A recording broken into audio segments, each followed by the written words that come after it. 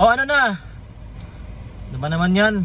Sabi ko naman sa inyo scam yung Tory nyo Mga nag-idolize kay Tory dyan mga hamon-hamon niya, scam yun, scripted.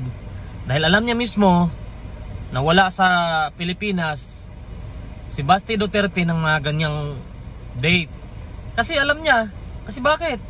Sino bang pipirma ng leave of absence ni Basti Duterte, di ba? Ang DILG.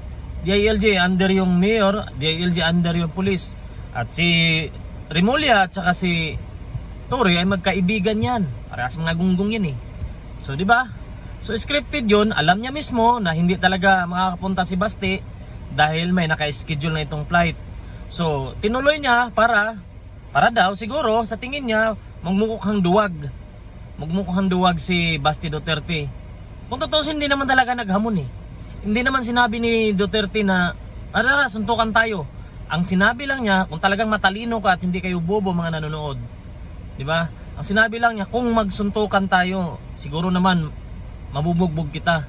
Wala namang hinamon Hindi naman niya hinamon.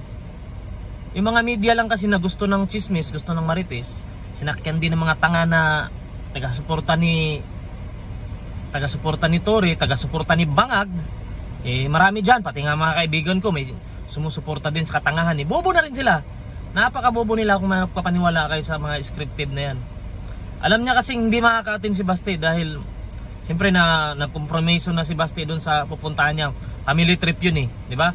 Pag ikaw pagpalit mo pa ba yung katangahan ni Tory sa family trip mo para sa pamilya mo? Malamang hindi.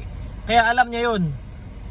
Kaya itong si Tory, akala niya siguro mga bobo yung mga tao. Siguro may naluloko siya kasi marami naman talagang bobo, lalo kung mga Duterte haters ka, sarado ang utak nun Kaya normal yan. Kahit alam nila, sarado ang utak yun.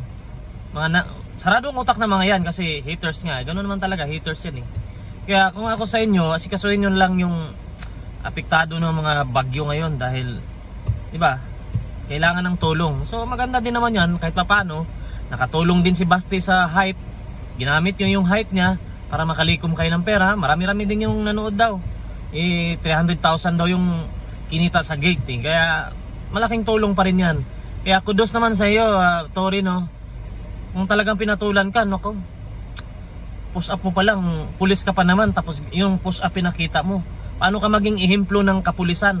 Kung pinakita mong push up, parang nag-sakyud-sakyud ka lang sa Bisaya pa, nantok naman Kaya galingan mo pa dahil patapos na yung termino nyo. Pag matapos yan, iwan ko lang, magdasal na lang kayo na kakampi nyo yung papasok sa pagka-presidente kasi alam naman natin. Pero hindi naman ganun yung mga Duterte. Hindi naman sila gumaganti, di ba? Sumusunod sila sa batas, hindi katulad nyo. Kaya sa mga nagpa-scam kay Tory, tatangan nyo.